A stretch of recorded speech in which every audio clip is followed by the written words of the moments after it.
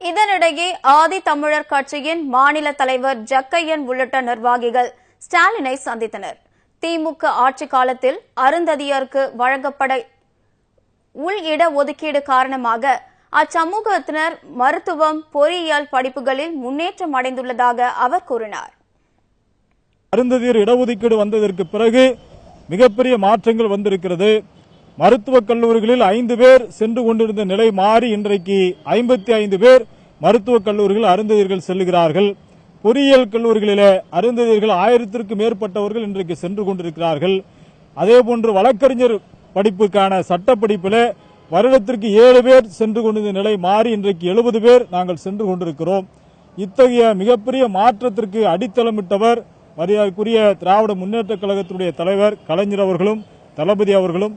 அவர்களுக்கு ஆதித்தமிழர் கட்சியின் சார்பாக எங்களுடைய நெஞ்சார்ந்த நன்றிகளை இந்த நேரத்தில் தெரிவித்துக் கொள்கிறோம்.